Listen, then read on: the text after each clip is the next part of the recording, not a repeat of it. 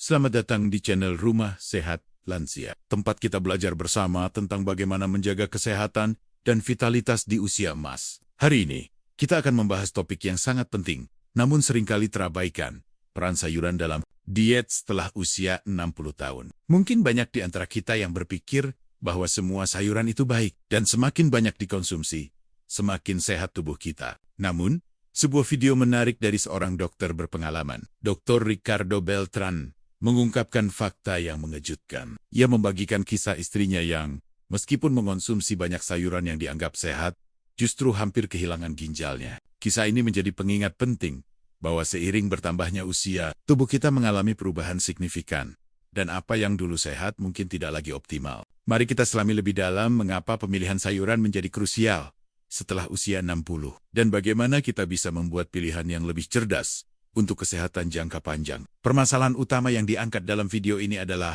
kesalahpahaman umum mengenai konsumsi sayuran bagi lansia. Banyak orang, termasuk mereka yang sudah memasuki usia 60 tahun ke atas, percaya bahwa semua jenis sayuran adalah sumber nutrisi yang tak terbatas dan selalu bermanfaat bagi tubuh. Mereka mungkin mengonsumsi sayuran dalam jumlah besar, dengan asumsi bahwa ini adalah cara terbaik untuk menjaga kesehatan. Namun Dr.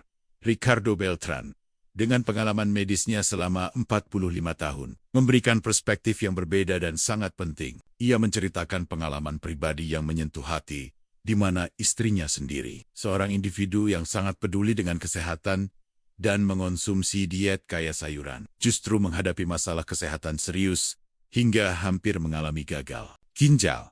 Kejadian ini menjadi titik balik bagi Dr.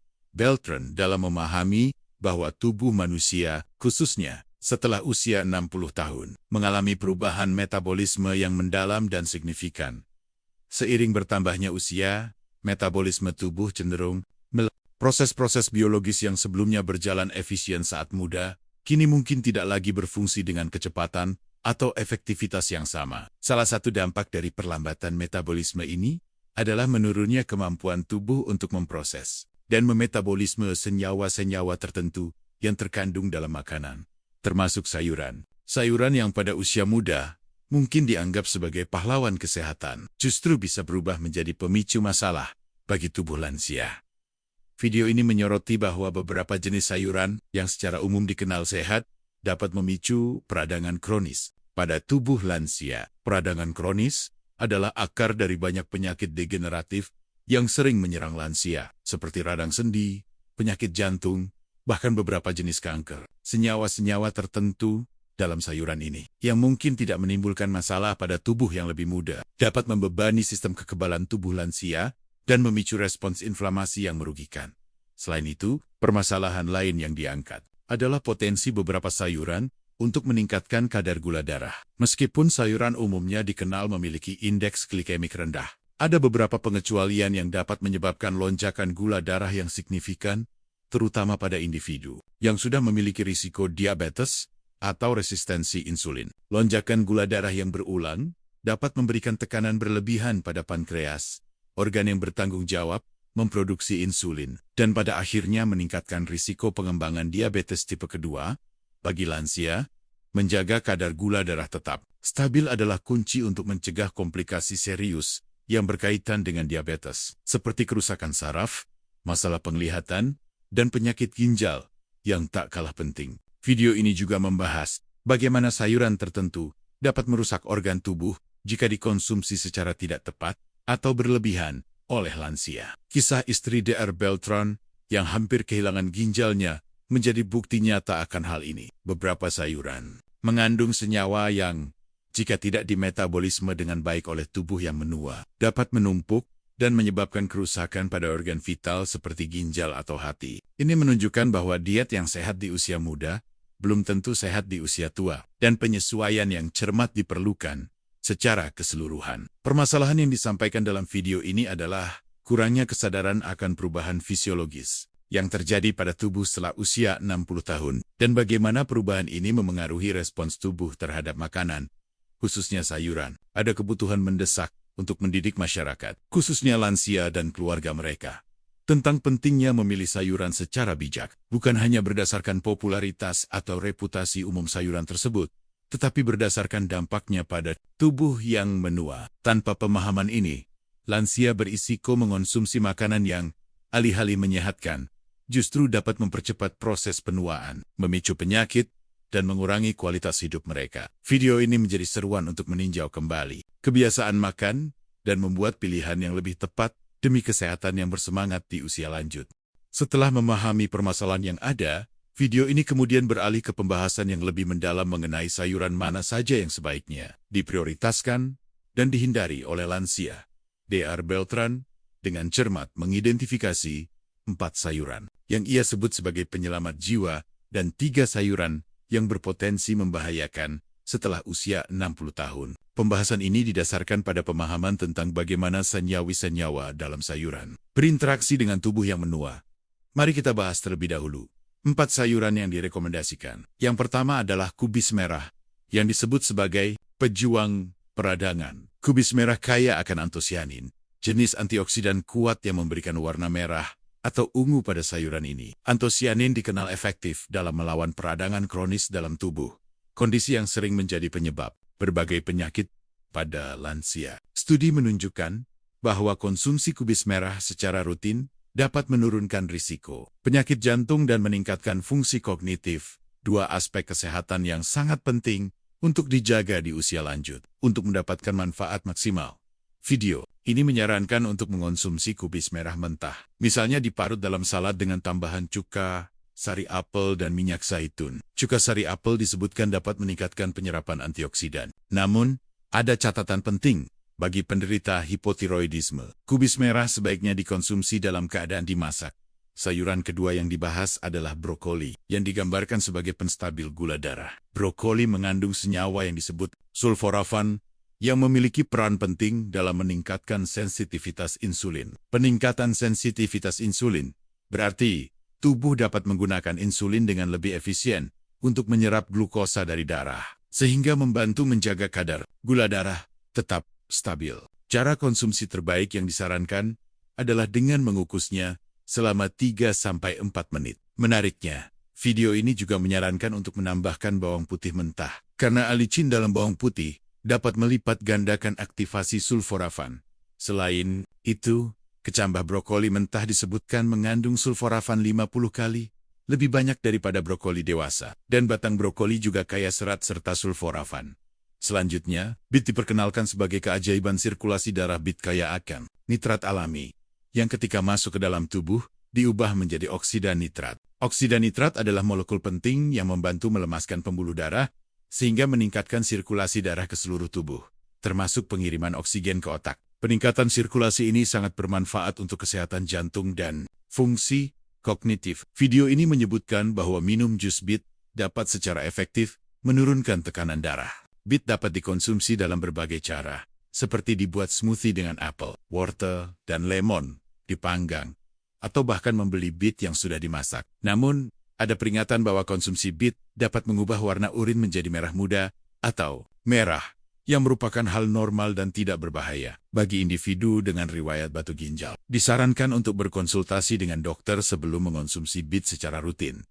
Sayuran keempat yang direkomendasikan adalah bayam, yang disebut sebagai pelindung lengkap. Bayam adalah sumber nutrisi yang sangat kaya, termasuk lutein dan zeaksantin, yang penting untuk kesehatan mata, serta folat yang berperan dalam melindungi sel-sel otak dan mencegah demensia. Konsumsi bayam secara harian disebutkan dapat meningkatkan kemampuan kognitif. Video ini menyajikan 2 cara konsumsi bayam yang optimal.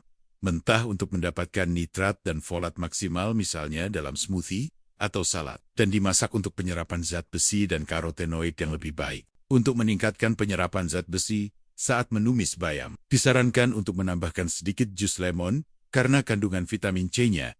Setelah membahas sayuran yang bermanfaat, video ini kemudian membahas 3 sayuran yang berpotensi membahayakan. Panggilan yang pertama adalah jagung, yang disebut sebagai bom gula darah. Meskipun sering dianggap sebagai sayuran, jagung memiliki indeks glikemik yang tinggi, yang berarti dapat menyebabkan lonjakan gula darah yang cepat dan signifikan setelah dikonsumsi. Lonjakan ini memicu respons insulin yang kuat dan memberikan stres pada pankreas, yang jika terjadi secara teratur, dapat meningkatkan risiko diabetes tipe kedua. Video ini menyarankan untuk membatasi porsi jagung maksimal sepertiga cangkir, mematch dengan protein dan lemak sehat, untuk memperlambat penyerapan gula, dan memilih jagung segar daripada jagung olahan. Sayuran kedua yang perlu diwaspadai adalah kentang, yang disebut sebagai pemicu tersembunyi, peradangan. Kentang, terutama bagian yang kehijauan atau bertunas, mengandung glikoalkaloid, khususnya solanin. Senyawa ini dapat memicu peradangan dalam tubuh, terutama pada individu yang sudah menderita radang sendi atau penyakit autoimun. Untuk mengurangi risiko, disarankan untuk membuang bintik hijau dan tunas, mengupas kulitnya karena glikoalkaloid tertinggi berada di kulit, mengonsumsinya dalam porsi kecil, dan membiarkannya dingin sebelum dimakan untuk membentuk pati resisten yang lebih sehat. Terakhir, terong disebut sebagai penyabot yang mengejutkan. Sama seperti kentang, terong juga mengandung konsentrasi glikoalkaloid yang tinggi. Senyawa ini dapat memicu peradangan dan bahkan gejala neurologis pada individu. Video ini menyarankan untuk mengupas kulit terong, menggarami irisan terong untuk mengekstrak senyawa berbahaya, memasaknya dengan baik, tidak makan mentah, dan selalu memperhatikan reaksi tubuh setelah mengonsumsi terong. Pembahasan ini memberikan panduan yang sangat jelas dan praktis bagi lansia dan keluarga mereka untuk membuat pilihan sayuran yang lebih tepat. Ini menekankan bahwa diet yang sehat di usia muda mungkin perlu disesuaikan di usia lanjut, dengan fokus pada sayuran yang mendukung fungsi metabolisme tubuh yang menua dan menghindari yang dapat memicu masalah. Berdasarkan permasalahan dan pembahasan mendalam mengenai sayuran yang baik dan buruk bagi lansia, video ini kemudian menawarkan solusi dan saran praktis yang dapat diterapkan dalam kehidupan sehari-hari. Solusi utamanya adalah melakukan penyesuaian diet secara sadar dan bijaksana, dengan fokus pada sayuran yang mendukung kesehatan tubuh yang menua dan membatasi atau menghindari sayuran yang berpotensi merugikan. Pertama, mari kita bahas solusi dan saran terkait 4 sayuran penyelamat jiwa yang direkomendasikan. Kubis merah. Solusi: integrasikan kubis merah ke dalam menu harian Anda. Saran praktis: Dr. Beltran menyarankan untuk mengonsumsinya mentah, dipre, halus sebagai tambahan dalam salad. Untuk meningkatkan penyerapan antioksidan antosianin, tambahkan cuka sari apel dan sedikit minyak zaitun. Ini tidak hanya menyehatkan tetapi juga menambah cita rasa pada salad Anda. Pengecualian: jika Anda memiliki kondisi hipotiroidisme, sebaiknya masak kubis merah terlebih dahulu. Memasak dapat mengurangi senyawa goitrogenik yang berpotensi mengganggu fungsi tiroid. Ini menunjukkan pentingnya memahami kondisi kesehatan pribadi sebelum menerapkan saran diet. Brokoli. Solusi: manfaatkan brokoli sebagai penstabil gula darah alami. Saran praktis: cara terbaik untuk mengonsumsi brokoli adalah dengan mengukusnya selama 3-4 menit. Pengukusan singkat ini membantu mempertahankan kandungan sulforafan yang tinggi. Untuk memaksimalkan manfaatnya, tambahkan bawang putih mentah yang sudah dicincang setelah brokoli matang. Alicin dalam bawang putih akan mengaktifkan sulforafan, melipat gandakan efek positifnya. Alternatif: pertimbangkan untuk mengonsumsi kecambah brokoli mentah yang memiliki konsentrasi sulforafan jauh lebih tinggi. Batang brokoli juga jangan dibuang karena kaya serat dan sulforafan. Beet. Solusi: gunakan beet untuk meningkatkan sirkulasi darah dan kesehatan jantung. Saran praktis: beet sangat serbaguna. Anda bisa membuatnya menjadi smoothie yang menyegarkan dengan setengah beet, apel, wortel, dan perasan lemon. Beet juga bisa dipanggang untuk rasa manis alami. Atau jika Anda mencari kepraktisan, beet yang sudah dimasak dan dikemas di supermarket bisa menjadi pilihan.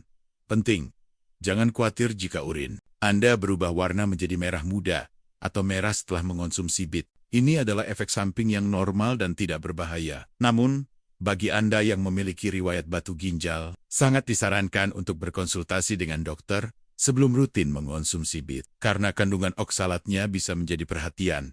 Bayam. Solusi: jadikan bayam sebagai pelindung lengkap untuk mata dan otak Anda.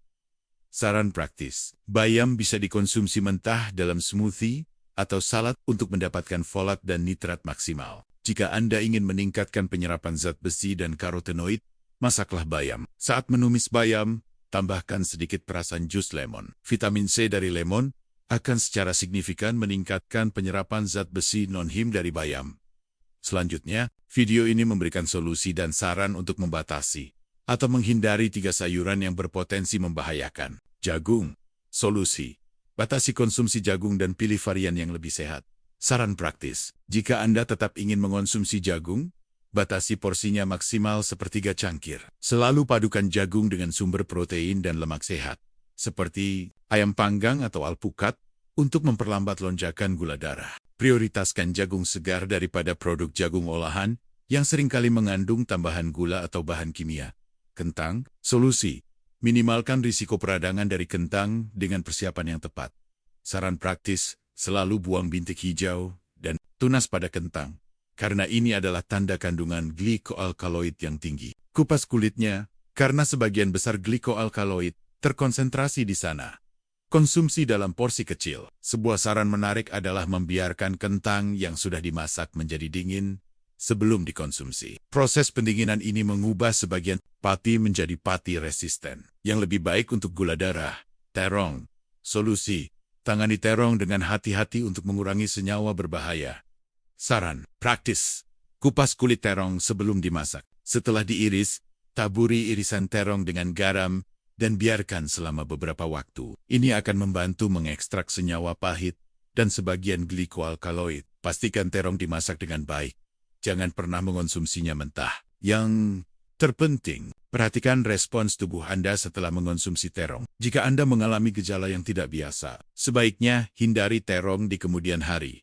Secara keseluruhan, solusi dan saran yang diberikan oleh Dr. Beltran dalam video ini sangat praktis dan berorientasi pada tindakan. Ini bukan hanya tentang menghindari makanan tertentu, tetapi lebih kepada bagaimana mengonsumsi makanan dengan lebih cerdas, memahami bagaimana tubuh lansia bereaksi terhadap nutrisi yang berbeda, dan membuat penyesuaian yang diperlukan. Pesan kuncinya adalah kesadaran dan adaptasi. Setiap makanan yang kita konsumsi setelah usia 60 tahun adalah kesempatan untuk mendukung kesehatan, melawan peradangan, menstabilkan gula darah, melindungi organ, dan pada akhirnya, menjaga kemandirian dan kualitas hidup yang bersemangat. Sebagai penutup dari pembahasan yang sangat informatif ini, video dari Dr.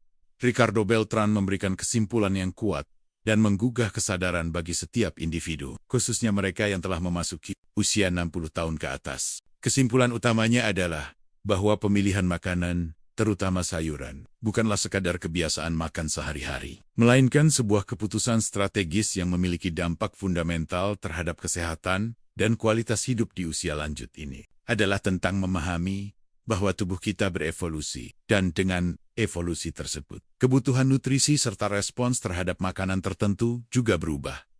Video ini secara tegas menyimpulkan bahwa konsep sehat dalam diet tidaklah statis. Apa yang dianggap sebagai diet optimal pada usia 20-an atau 30-an mungkin tidak lagi berlaku secara universal ketika seseorang mencapai usia 60 tahun. Perubahan metabolisme yang signifikan, penurunan efisiensi dalam memproses senyawa tertentu, dan peningkatan kerentanan terhadap peradangan dan lonjakan gula darah adalah realitas yang harus dihadapi oleh tubuh lansia. Oleh karena itu, pendekatan satu ukuran cocok untuk semua dalam diet menjadi tidak relevan, dan personalisasi diet menjadi sangat penting. Dr.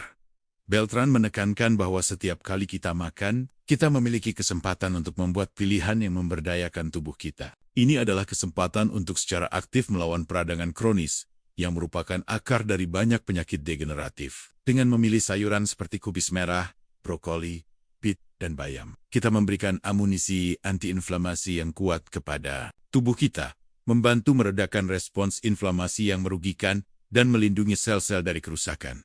Selain itu, kesimpulan video ini juga menyoroti pentingnya menstabilkan gula darah. Lonjakan gula darah yang sering dan tidak terkontrol adalah ancaman serius bagi lansia, berpotensi mempercepat perkembangan diabetes tipe 2 dan komplikasi terkaitnya. Brokoli, dengan kemampuannya meningkatkan sensitivitas insulin, menjadi contoh bagaimana sayuran yang tepat dapat menjadi sekutu dalam menjaga homeostasis glukosa. Dengan menghindari sayuran seperti jagung yang memiliki indeks glikemik tinggi, lansia dapat mengurangi beban pada pankreas dan menjaga kadar gula darah tetap dalam rentang yang sehat.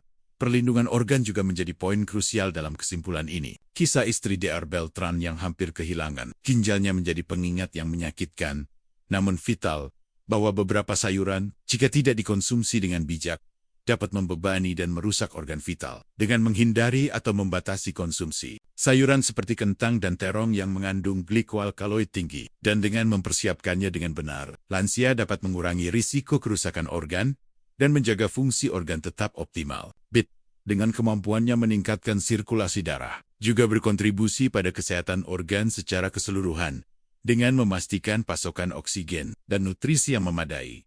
Yang tidak kalah penting, kesimpulan video ini menggarisbawahi tujuan akhir dari semua saran diet ini, menjaga kemandirian. Kesehatan yang baik di usia tua bukanlah sekadar tentang hidup lebih lama, tetapi tentang hidup lebih baik, dengan vitalitas yang memungkinkan seseorang untuk tetap aktif, mandiri, dan menikmati hidup sepenuhnya. Pilihan makanan yang tepat adalah fondasi untuk mencapai kemandirian ini, memungkinkan lansia untuk terus melakukan aktivitas sehari-hari, tanpa batasan fisik yang tidak perlu. Kisah istri Dr. Beltran, yang berhasil memulihkan kesehatannya setelah mengubah dietnya, menjadi bukti nyata efektivitas pendekatan ini, dengan mengganti 3 sayuran yang berpotensi berbahaya, dan secara aktif menambahkan 4 sayuran yang bermanfaat. Ia mampu membalikkan kondisi kesehatannya yang memburuk. Ini memberikan harapan dan inspirasi bahwa perubahan kecil dalam kebiasaan makan dapat membawa dampak besar pada kesehatan jangka panjang. Pada akhirnya, video ini menyimpulkan bahwa kesadaran adalah kunci. Kesadaran akan perubahan tubuh, kesadaran akan kandungan nutrisi dalam makanan, dan kesadaran akan bagaimana makanan tersebut berinteraksi dengan sistem tubuh yang menua. Dengan kesadaran ini, lansia dapat membuat pilihan yang tepat, bukan berdasarkan mitos atau kebiasaan lama, tetapi berdasarkan ilmu pengetahuan dan pemahaman yang mendalam tentang kebutuhan tubuh mereka. Ini adalah seruan untuk menjadi proaktif dalam menjaga kesehatan, menjadikan setiap hidangan sebagai investasi untuk masa depan yang lebih sehat dan bersemangat. Demikianlah pembahasan kita mengenai rahasia sayuran untuk lansia sehat. Sebuah topik yang sangat penting untuk kita pahami bersama di channel Rumah Sehat Lansia. Kita telah belajar dari pengalaman Dr. Ricardo Beltran bahwa diet yang sehat di usia muda mungkin perlu penyesuaian signifikan di usia 60 tahun ke atas, mengingat perubahan metabolisme tubuh. Penting bagi kita untuk memilih sayuran yang mendukung tubuh kita, seperti kubis merah, brokoli, bit, dan bayam, serta membatasi konsumsi jagung, kentang, dan terong yang berpotensi memicu masalah. Ingatlah, setiap pilihan makanan adalah kesempatan untuk melawan peradangan, menstabilkan gula darah, melindungi organ, dan yang terpenting, menjaga kemandirian kita. Mari kita terapkan ilmu ini dalam kehidupan sehari-hari untuk mencapai kualitas hidup yang lebih baik di usia emas. Jangan lupa untuk like, comment, share, dan subscribe channel Rumah Sehat Lansia agar tidak ketinggalan informasi kesehatan penting lainnya. Sampai jumpa di video berikutnya.